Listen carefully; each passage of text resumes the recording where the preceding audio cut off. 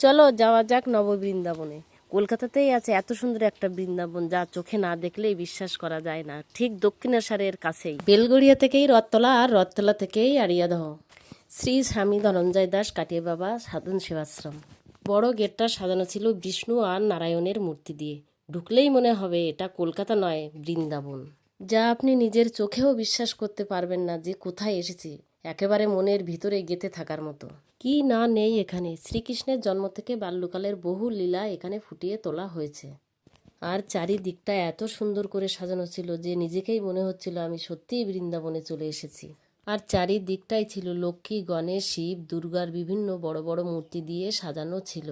আর এত সুন্দর করে সাজানো এই বৃন্দাবন আর মুনি ঋষিদের সভা, গঙ্গার ধার দেখতে গেলে চলে আসতে হবে কলকাতার এই নতুন তৈরি হওয়া বৃন্দাবনে। তাই সংসারের সমস্ত কাজ ফেলে রেখে ছুটে চলে এসেছি কলকাতার এই নতুন বৃন্দাবনে দিদিভাইয়ের সাথে।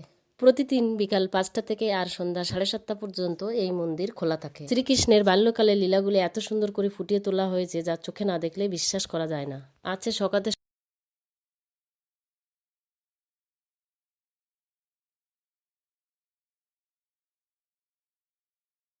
এত সুন্দর শান্ত পরিবেশে এই সব দেখতে দেখতে কখন যে সময়টা চলে যাবে তাও আপনি বুঝতে পারবেন না।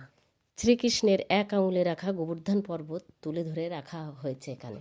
আর আছে মহারাস লীলার কিছু লীলা, এবং আছে রামায়ণের গল্পের কিছু অংশ আর মহাভারতের গল্পের কিছু অংশ। আছে নরসিংহবধ, সমুদ্র মন্থন ইত্যাদি। আমার দেখা সুন্দর এই নববৃন্দাবনের লীলাগুলি তোমাদের সামনে একবার হলেও শেয়ার করে গেলাম।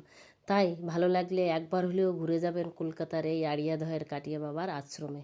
ভিডিওটি কেমন লাগলো সবাই জানিও, আর ভালো লাগলে একটা লাইক, কমেন্ট, শেয়ার করো। তো আজকের মতো সবাইকে হরে কৃষ্ণ, রাধে রাধে।